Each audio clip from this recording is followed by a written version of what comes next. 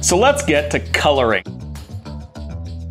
And that's right, today's a coloring exercise. It's actually an additives exercise in general. I've got 2 bottles of vodka, and I'm going to use what's called E150A caramel coloring. This is considered to kind of be the distiller's standard, in that it imparts almost no flavor or aromatic elements to the spirit that it is coloring. So you can see that's 1 eyedropper right there. And the goal is going to be to get this bottle of vodka to match the color of this 5-year aged cask strength rye whiskey. And here's a second dropper. Let's bring up our nice white board to see just how close we're getting. Not quite there, that's 2 eyedroppers. So again, the point of E150A, and that A is a grade of the coloring. This is often used in whiskeys and rums, a lot of aged spirits, because they will adjust the color of, say for example, a 10 or 12 or 14-year aged spirit, because they want to bring it down in proof. Because if it's a cask strength, it holds that nice dark color because it's not diluted. But the moment you do start diluting it, it becomes much lighter in color. We as consumers have become so accustomed to buying with our eyes first, which isn't necessarily always the best thing. This perception of color and this perception of age as value is very much a real thing. Now, color, of course, is also one of the easiest to manipulate. And again, our perception is that we are paying for an age statement, so we want that color in there because, again, we are buying with our eyes first. That is now 4 droppers, okay, in 1 bottle. And again, at this grade of caramel coloring, that is not enough to flavor or change the aroma of the spirit at all. So it's kind of hard to tell because we have the package here, but if I turn this to its side, there we go. 4 droppers is what it took to basically match 5-year color, right, at cask strength.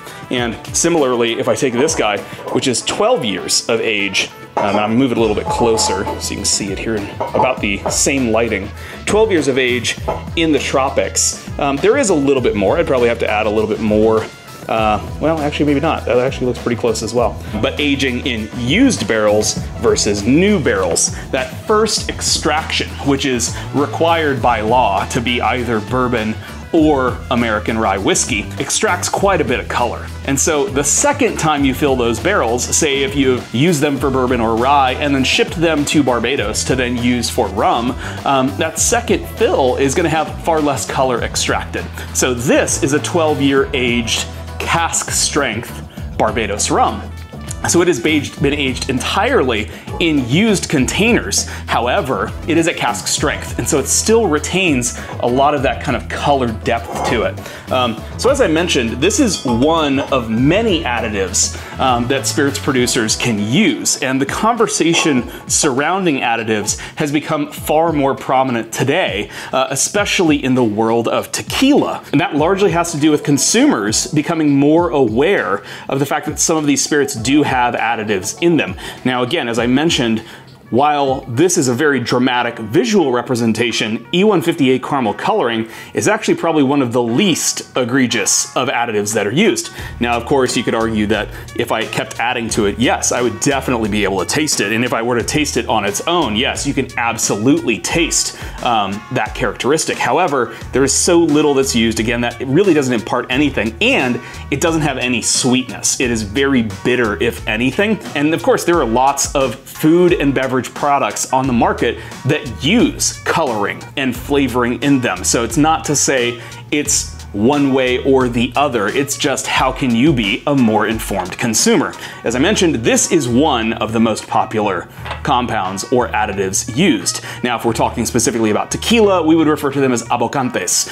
And one of the most popular or common abocantes is jarabes, or syrups. And in particular, in not just tequila, but the spirits industry as a whole, you'll find this guy in quite a few different offerings. Glycerine, right? And this is vegetable grade glycerin, which is essentially nothing more than just a sweetened vegetable syrup. But why would a producer choose to use glycerin in their spirit, adding it to my vodka or to my tequila or to my rum? Well, one of the things that glycerin does is it weights down many of the aromatic compounds that you would be nosing in the glass. And so if you had an issue in fermentation, for example, maybe you had lactic fermentation occurring, which you don't care for the flavor profile for your spirit, you could use a little bit of glycerin and it will actually obscure some of those lactic notes. Now it does also deaden the palate a bit and weigh it down, which creates sweetness. And it also creates more of a smooth perception. That's another reason why you might want to use glycerin, because that would then enable you to add smoothness to your spirit. Don't get me wrong, ethanol by its very nature is of course a bit harsh. When it's distilled properly and slowly, however, you do get significant flavors there that will smooth it out. Now, adding glycerin will also smooth out many of the harsh edges, which is why glycerin is used in so many products. However, that is additional sugars. Now, all of that to say, those are not the most egregious either, because that is essentially a way to smooth or to slightly mask. Things that concern me far more so are things like this, which are essences. So this is the essence of dark rum. Again, I've repackaged this because I don't want to disparage any of these companies that are out there, to add into this bottle of vodka to make this taste and look like dark rum, which, in my opinion, is no longer rum. Of course, we're not talking about spiced rums, because spiced rums, by their very name, we acknowledge that they are flavored, that they have spices added to them. And we're also not talking about rum liqueurs, because liqueurs, by its name, also have sweeteners and other things added to them. What we are talking about are what I kind of consider craft spirits. And craft spirits are those that bear real age statements, that are representative of the raw materials that they were distilled from, that are very much handcrafted by the maker, right? And these are tools that a blender could use to adjust their spirits. But I tend to be an idealist in the sense of I prefer my spirits to be representative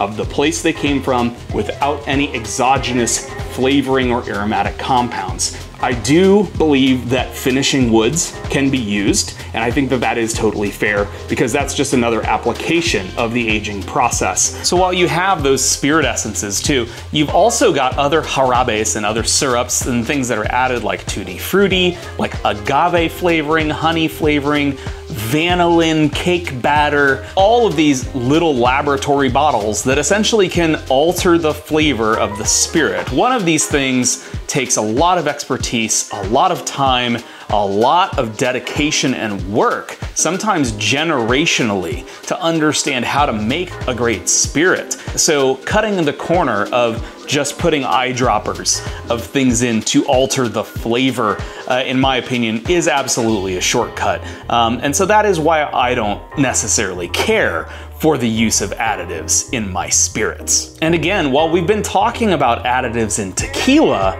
additives are just as prevalent in other categories, especially in rum and even in some whiskeys. So additives honestly become shortcuts that give additional perceived value to the consumer, that unless you are trained on how to detect what vanillin tastes like as an additive, or what glycerin does to the mouthfeel and nose and also legs of a glass, those are things that can be difficult to identify. So this is generally why we've held to such a strong standard of not allowing additives in many of our spirits. My preference is I would like no additives in anything, because that's just how I like it. And if my whiskey ends up being a 20-year-old whiskey that happens to be this light in color, because this is also at cask strength, that's great. This was aged entirely in Ireland. And this is in only second fill ex-bourbon barrels. But at 20 years of age, you can see still how light in color that is. That's part of the story of why the liquid in this bottle is so special, because nothing has been altered and you're getting it in its most representative form of the original thing. So I'm never going to tell somebody that you can't like things with additives. That's not why I'm here. As far as what I personally enjoy, I do prefer things without exogenous flavor or aromatic compounds, because I do love the culture of spirits production itself. And to me, the moment you start tweaking it to make it more palatable, then that's no longer the art of it. That's a little bit of a laboratory experiment, and it takes a little bit of the romance away. I always tell people, drink what you like, just know what you're drinking. So if you really like spirits with additives, by all means, continue to enjoy them. And I'm never gonna tell you that's the wrong choice for you. Cheers.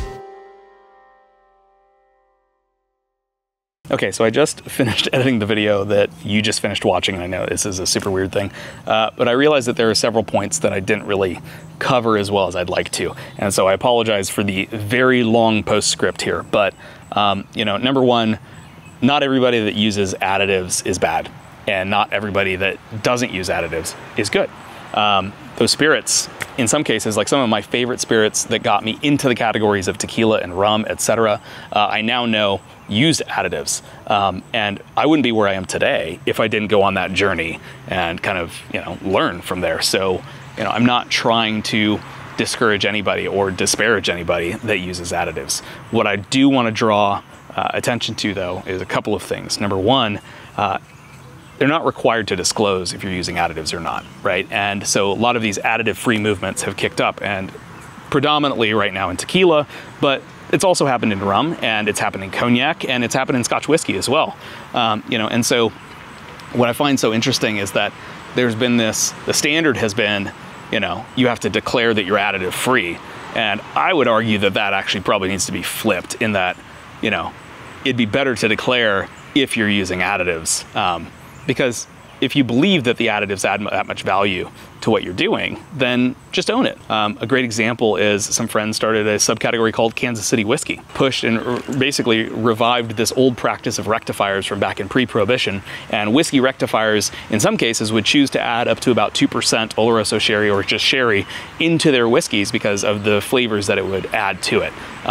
You know, and so instead of just saying it was rectified whiskey, they actually chose to own it further and come up with a new subcategory called Kansas City whiskey, which to me is great, right? Like, they're embracing the use of sherry there. To me, that's worth celebrating. You know, other folks will argue that by not allowing the use of additives that we're stifling innovation, or that we are keeping new flavors from being developed, right?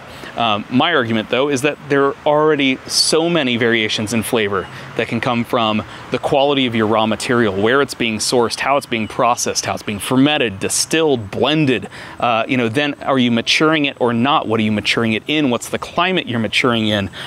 Is it being, you know, blended down from there? Is it being filtered, aerated, etc.? What water are you using to proof it? What proof are you bottling it at? All of these things will alter product profile and character. And so you don't necessarily need extrinsic things to bring into the spirits production process to alter the flavor, right? To me, altering flavor at the end is often done for commercial means and commercial viability, not necessarily for the artisanal kind of approach.